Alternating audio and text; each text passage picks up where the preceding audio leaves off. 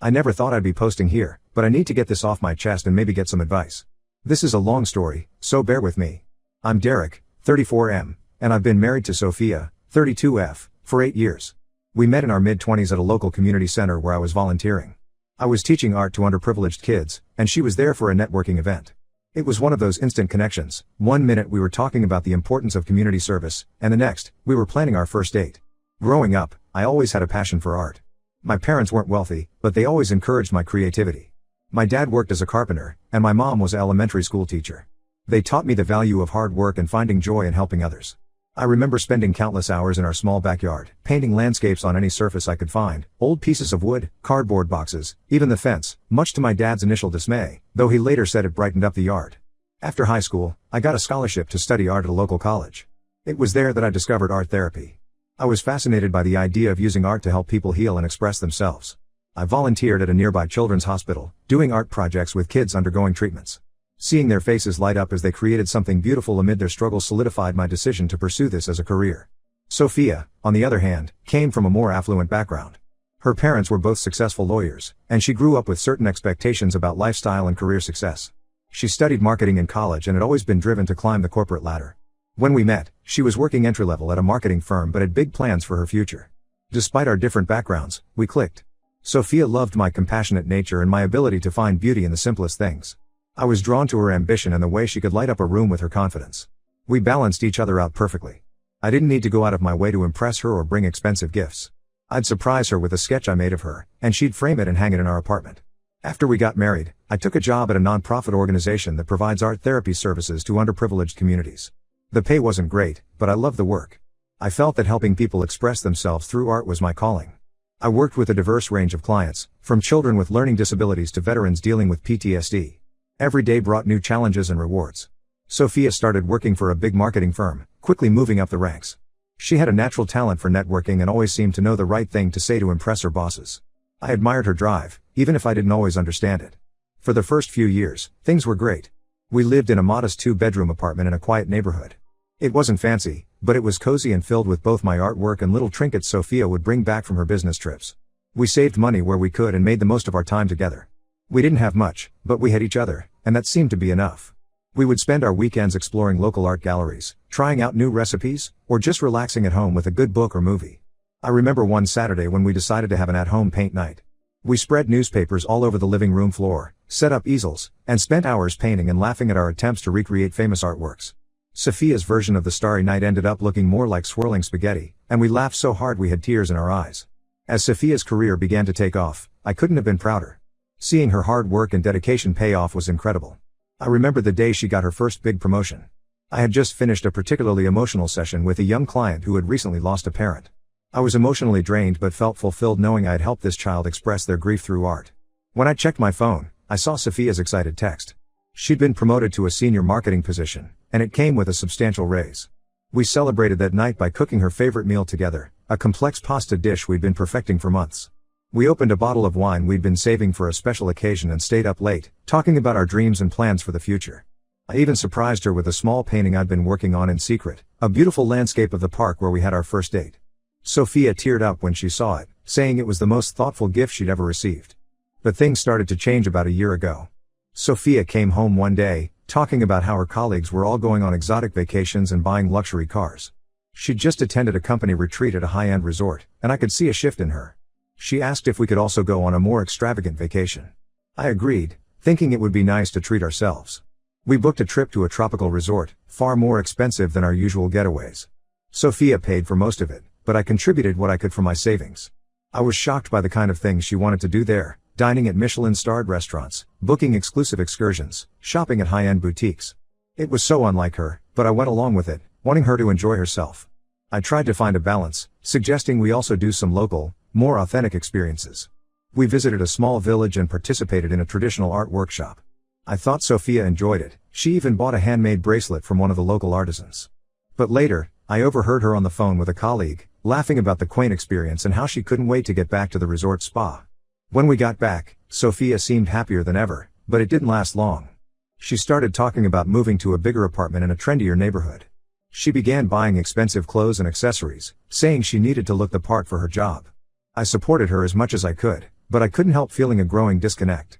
Our simple dates became a thing of the past. Sophia no longer wanted to explore local art galleries or try out new recipes at home. Instead, she was always pushing for fancy restaurants and exclusive events. We stopped having our quiet nights in, as she was always working late or networking with her new high-powered friends.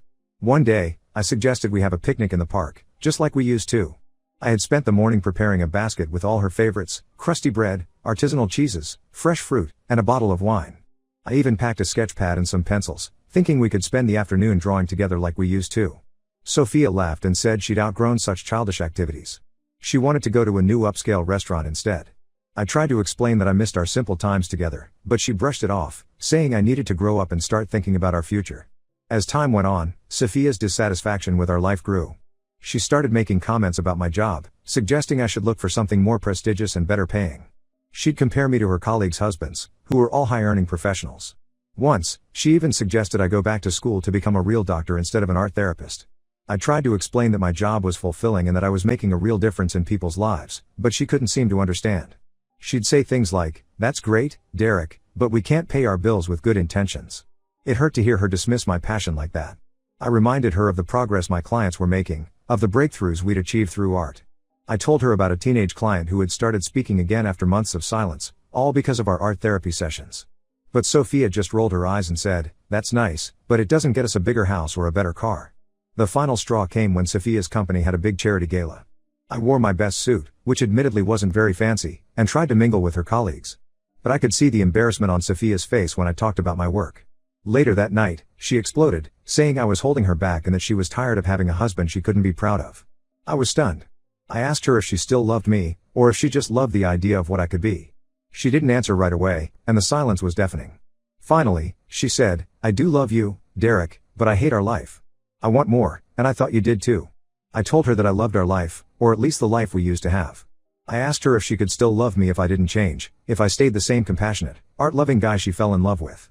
She didn't answer, and I knew then that our marriage was in serious trouble. Now, we can barely look at each other. Sophia comes home late every night and sleeps in the guest room.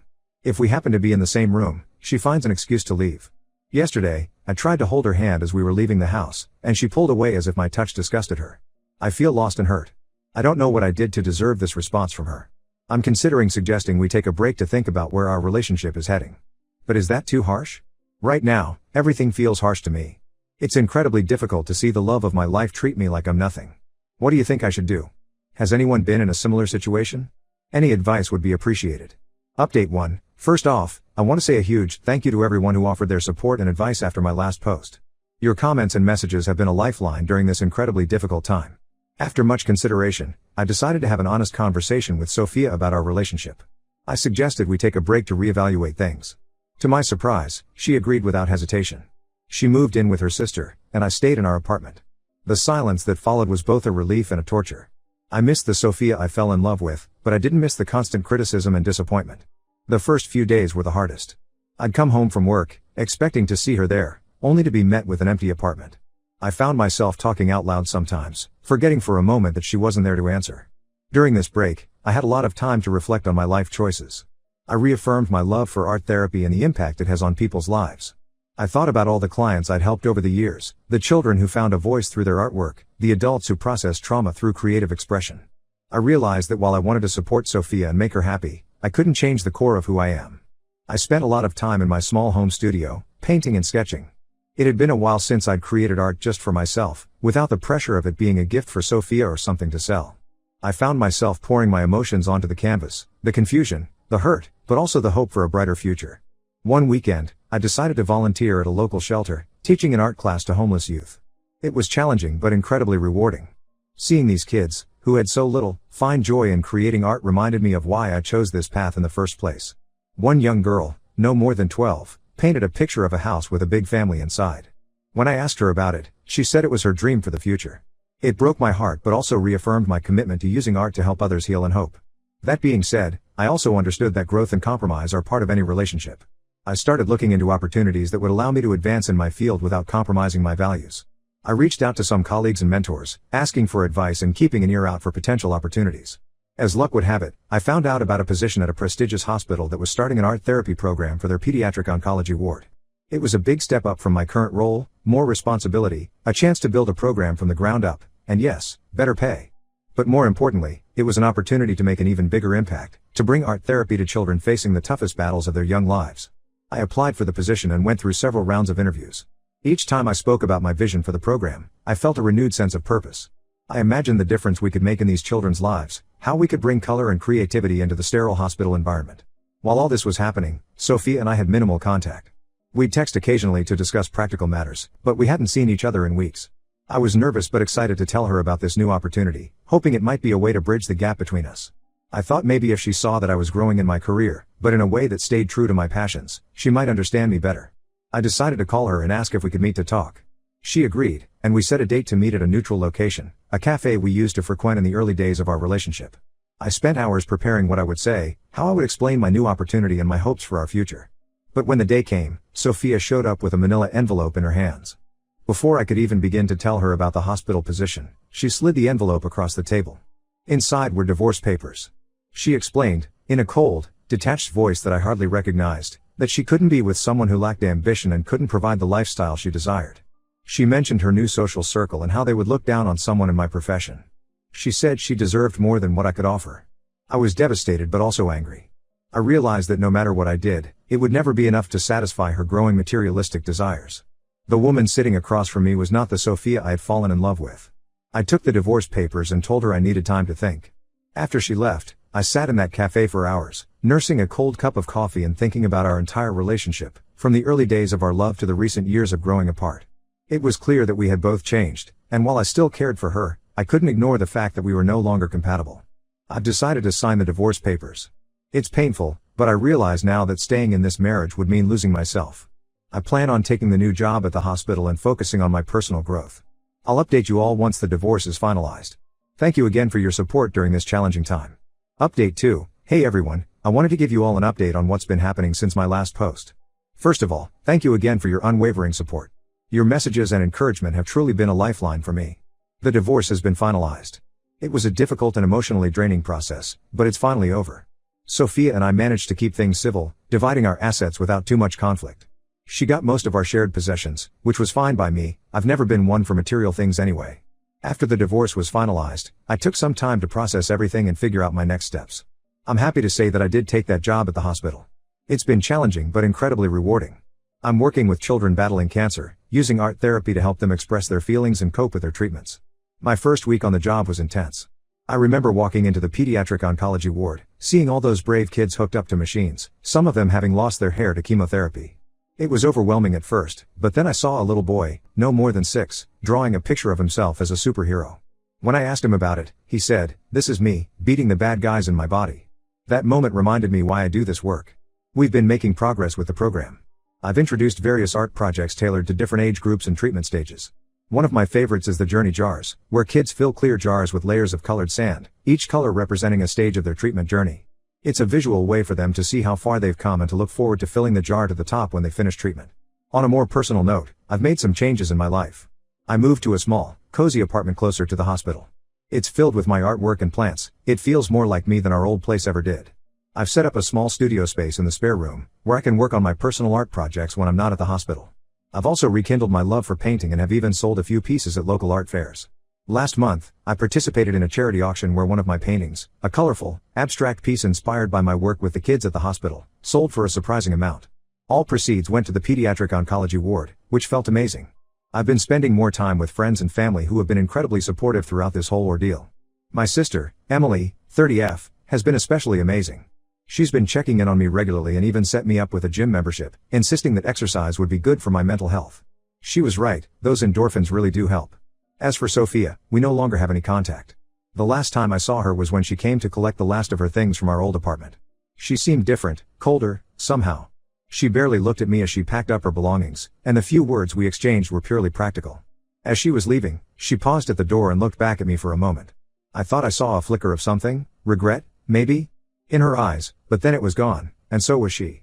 I heard through mutual friends that she's dating one of her colleagues now, someone who apparently fits better into her new lifestyle. They said she's been promoted again and is now driving a luxury car and living in a high-rise apartment downtown. I wish her well, but I can't say I miss the person she became. I won't lie and say it's been easy. There are still days when I miss the Sophia I fell in love with, the one who used to appreciate the simple joys in life. Sometimes I'll catch myself thinking about calling her to share a funny story or a success at work, only to remember that's not our reality anymore. But those days are becoming fewer and farther between. I'm learning to appreciate my own company and the freedom to live life on my own terms. For now, I'm focusing on healing and moving forward. I'm not ready to date yet, but I'm open to the possibility in the future. Right now, my priority is my work, my art, and rediscovering who I'm outside of my marriage. Thank you all again for your support. Your kind words and advice have meant more than you know. I'll update you all again if there are any significant changes. Update 3, hello again, everyone. It's been a while since my last update, and I wanted to share some developments in my life. First off, work at the hospital has been going incredibly well. I've been able to establish a comprehensive art therapy program for the pediatric oncology ward, and the results have been amazing. We've expanded from individual sessions to group workshops, and even started a weekly art cart that goes room to room for kids who are too sick to come to the art room. One of our recent projects was creating a large mural in the ward's playroom. We had kids, parents, and even some of the medical staff contribute to it. It's a bright, colorful scene of a fantastical forest, filled with magical creatures and hidden details.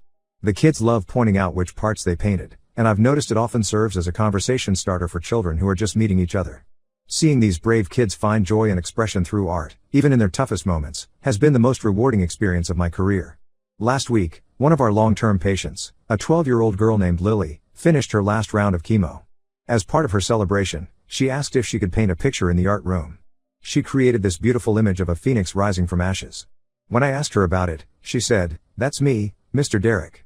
I'm going to rise up stronger than ever." I'll admit, I had to step out of the room for a moment to compose myself after that. On a personal note, I've been doing a lot better. The pain of the divorce has subsided, and I've found a new sense of peace and purpose. I've thrown myself into my artwork, experimenting with new techniques and subjects. I've been working on a series inspired by my experiences at the hospital, not the sadness or illness, but the strength, hope, and resilience I see every day.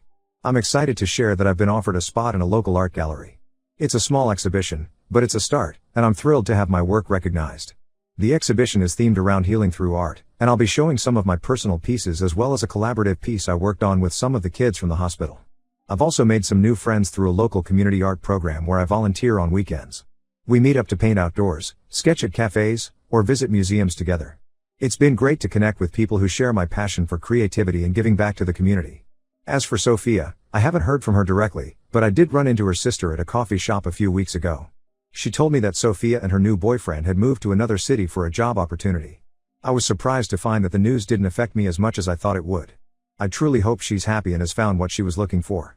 In an unexpected turn of events, I've started seeing someone. Her name is Claire, 33F, and she's a music therapist I met through work. We bonded over our shared passion for using arts and healing, and things progressed naturally from there. It's still very new, and we're taking things slow, but it's nice to connect with someone who understands the value of what I do and appreciates the simpler things in life. Last weekend, we went on a picnic in the park, something I haven't done in years, and it felt wonderful to share that simple joy with someone again. Looking back, I realized that the end of my marriage, while painful, was necessary for both Sophia and me to grow and find happiness. I'm no longer bitter about what happened. Instead, I'm grateful for the lessons I've learned and the strength I've found in myself. To anyone out there going through a similar situation, hang in there. It does get better. Focus on what truly matters to you, surround yourself with supportive people, and don't be afraid to start over. Thank you all again for your support throughout this journey.